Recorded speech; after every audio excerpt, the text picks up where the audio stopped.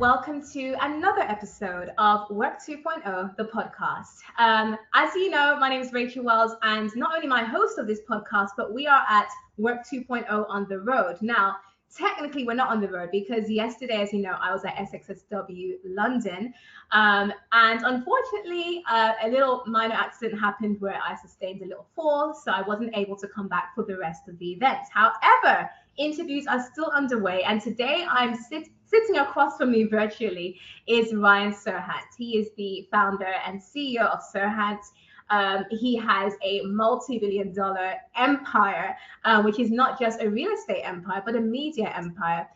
Today, he was at SXSW talking about attention is the product. And today, we're here after his session to talk more about what that means in today's AI era and the implications for leaders and even founders and entrepreneurs today. So welcome to the show, Ryan.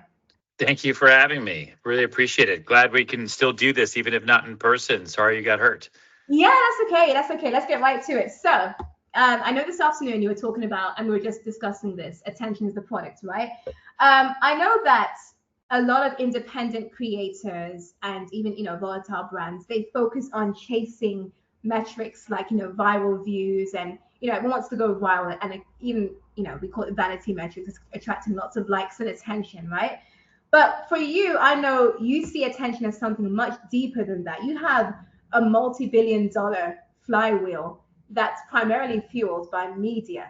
I want to know from you, what's your thought process from, taking something real estate, which is based on like traditional advertising, and reinventing and redesigning the wheel into media and a scalable media asset that really commands attention beyond just going viral? Spending money, especially when you spend lots of money, is an emotional decision. And people make decisions really two ways, one with their wallet and one with their heart. It is very difficult to negotiate with someone's wallet. They either have so much money or they don't. They can either borrow or they can't. They either have friends, family, or investors or they don't. Negotiating with someone's heart is a skill set. And to do that, you have to understand exactly what you're selling. You are fixing a fear. You're solving a problem. You are providing a lifestyle that they need, or most times they want. And so, I fell into this career very, very accidentally. I'm an accidental CEO. I'm an accidental real estate broker. I saw what happened when I first did $1 Million Listing New York, a TV show that followed me around for 10 years as I sold real estate. And people would reach out and they would want to buy the homes that we were putting on TV, except that show filmed most of the times 18 months prior to it actually airing. So the homes weren't available, but we would try to sell these people other homes. Great. If that's what you're looking for, I have 7 just like it. Let's go. And then as social media started to roll out, it was not a big thing for luxury, just like anything. It starts with kids. Kids can adapt. They can adopt. And I just was in my, I guess I was in my late 20s. And I saw the power of the visual medium of Instagram. And then when they were allowing photos on Twitter and a little bit on Facebook, and just said, if I can reach people through TV who then reach out to me about buying real estate, why don't I just do this on social media, but do it in an equally engaging way and tell stories and sell stories, sell lifestyle, help people solve problems and fix a fear. And we've just never stopped. And the big kind of aha moment came with YouTube in 2015, I want to say. Okay. Where, that was 11 years ago, where, because I've always surrounded myself with people that are much younger than me for work, because I want to know where the pulse of the market's going. Where are you finding your information? How are kids influencing their parents? And they said, and I was watching somebody, he's like, yeah, I search for stuff on YouTube and then I just share it with my mom. I share it. Like, what do you mean you share it? It's like, yeah, anything I want, anything I need, and where we want to go, vacations, this, that, the other. Like, so if your parents were moving, like, would you look that up on YouTube? He's like, oh yeah, for sure. Like, you wouldn't go to Google or Zillow? And he's like, what's a Zillow? So like, well, a lot of these, and if I think about the decision tree, you have, one spouse, another spouse, and a kid. or one person, their mom, and then a banker, let's say. And I want to be able to hit all of them. And that share button, especially through YouTube 11 years ago, really made all the difference.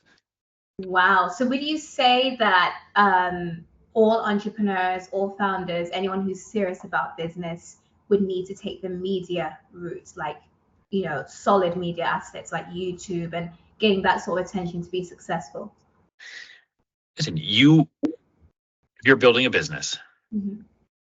you're a media company, whether you want to be or not. You just are making the decision of either controlling the narrative about your business or responding to the narrative That's powerful. because of Wow. your business, right? Mhm. So I am a big believer in controlling narrative. Do I want to? Not really. I'm in the process of we're buying a company right now. If it were up to me, this business we were buying, I wouldn't have there be any. I wouldn't talk about it.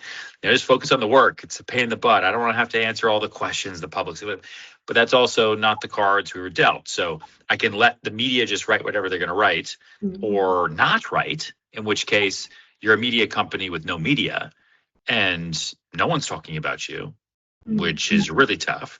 Which means all of your growth is going to come through paid advertising or paid consumers, or you're just going to stay small, which is fine. Or I can control the narrative and tell the story I want to tell and beat them to the punch. Oh, I love that. I love that. That's powerful. It reminds me of a few episodes back. I was talking to Tyler Denk, who's the co-founder of Beehive, and he said the exact same thing, that for him as a founder, and his philosophy for founders is, these days people build trust and connection through that transparency, through that, if a founder is writing the blog, for example, versus a PR team, and it's kind of distant, there's a bit more connection. And that was his philosophy, that he personally writes his own blog because he feels there's a lot immense value in people seeing things through the lens of the founder, like getting direct Yeah. Listen, especially now, like I write my own LinkedIn posts. I do my own Instagram stories. Like I have a direct connection, and where people connect these days. And I was just on stage, right, at South by Southwest here with Sir John Haggerty, and he was talking about a kind of a defining moment, was the invention of the microphone, when one singer, one person could sing to many. If it was because all of a sudden with the microphone and the technology of amplification, you could put one person in a very, very big room and a lot more people could hear your voice.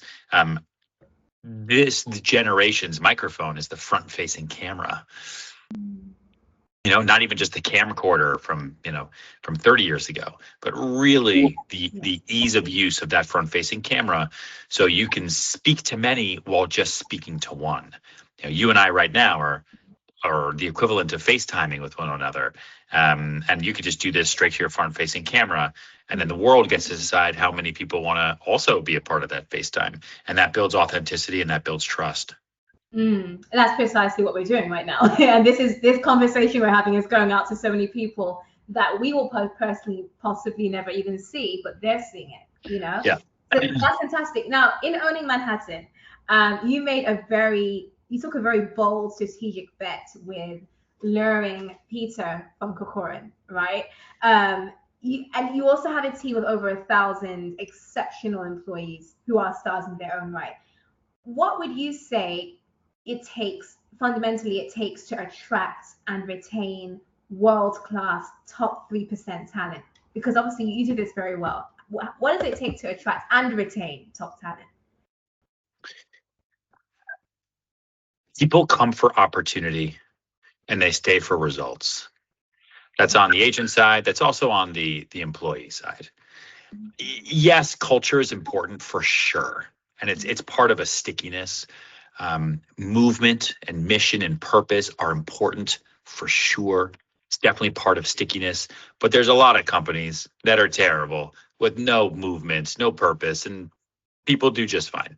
Yeah. I think as long as you are very clear on the opportunity you provide, and then you are very, very honest with the expectations as to the results that both parties, both the employer and the employee, or the broker or the agent, are going to achieve, you can have a great company with great people. I mean, the people who run Serhant while I'm sitting here in London, in this hotel room, have been with me from the beginning. They've been with me. I mean, for the most part, we add new people all the time because I like to add new ingredients and spice it up. Yeah. But they change their jobs, they change their roles, they update their titles. There's no ego. Everyone's just really, really hungry, and they totally understand the mission. And then it's fun, it's exciting. The culture is slightly crazy. And I think with me, they can when you come to Serhant, our mission is to help the world move forward. And if you're an agent or an employee with me, you are part of something that is moving incredibly quickly, where you have a lot of autonomy to make a real difference, not just in the business, but in the world itself. And anywhere else you could go, at least in our industry, you're just going to have a job. And you could do the greatest work of all time, but that job could always come to an end. For me, I allow everybody to write their own ticket. Be the role before you are the role. You want to be number one here? Prove it. And there's no red tape. Like there's no bureaucracy. I have no time for that stuff. And so that's kind of a little bit of what it takes. I think what you just did is you just put out indirectly a job ad. I think people who watch this are going to be like, I want to join. You just effectively proved in real time what you mean when it comes to attracting based on results. And we saw that, we saw that with Owning Manhattan. Like you attracted Peter based on the prospect of, he could, that's all right. Your camera. You attracted him. The Wi-Fi thing just popped down. Sorry. That's okay. You attracted him on the prospect of, hey, you can be a sales manager, the sales leader for this development, So, and then what you did just here in real time. I'm not sure if you purposely did that or just slipped back into it, but that's your, philosophy for hiring. And I think that, especially one of the things that I was at another AI Future of Work event a few weeks ago, and they were saying that by 2030, about more than 70% of the workforce will be Gen Z and millennials. And I thought that was striking. But then beyond that, they said because of this, the motivations for work will change.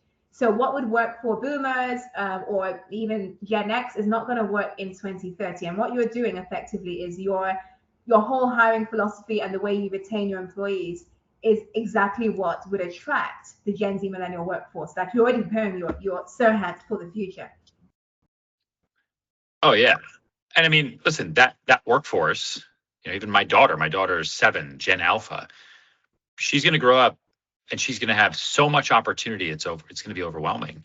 And not because of me, because the world is going to provide opportunity, and you can just, create, as long as you create for good. I think it remains to be seen kind of what path the generation takes moving forward, but they're 100% going to align with movement and align with purpose. For sure. So let's pivot and talk a little bit about AI. I know you have a proprietary agentic AI solution that's specific for the real estate industry. It's called Simple. Am I saying it right? Simple? Or is Simple. Yep, Simple. Yeah. Okay. And it handles everything from like marketing to data analysis to transactional workflow.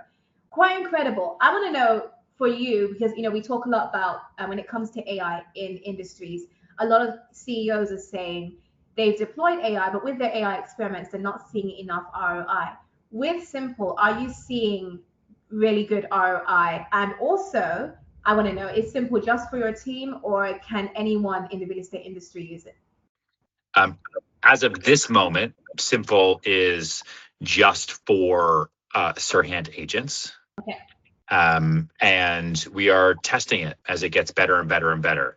For our agents, it's great. It deeply influences their business, and it removes all administrative tasks. Most salespeople, and we did this because one of our other businesses is called sellit.com. So we teach salespeople how to sell, how to operationalize, how to scale their businesses, how to build their brands in 133 countries. And we polled all of them years ago saying, what else can we do to help you make your life better? And a lot of them got back. We're kind of combing through the information with nothing that Sellit could actually do, and nothing that we knew how to fix, because they were basically just saying it all was about their time. They could sell more if they had more time. They could Wow. increase their price point if they had more time. And we looked at it as an average of about 80% of a salesperson's day is doing administrative tasks Wow. in one way, shape, or form. 20% of their day is doing what only a human can do. So that's meeting with clients, that's going on a pitch, that's selling, like doing the actual selling, that's building actual trust, it's networking, all that stuff. And so we said, okay, well, that's a problem. Let's just solve a problem. Let's stop trying to think about being abstract. Let's just simplify. The number one problem salespeople have, which is that most of their day is administrative. So let's flip it. What if we could do 20% admin, 80% human? How can we think that through? So we started using machine learning to see if we could automate admin tasks. This is a while ago.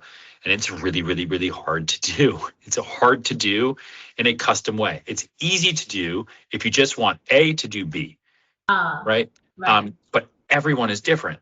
Everyone's completely different. And so what we ended up building is simple, which does just that. It removes administrative workflows for salespeople, and it empowers back office. It is not nearly as sexy as all the other stuff I think I do, but it is by far the one people care about the most now. Interesting.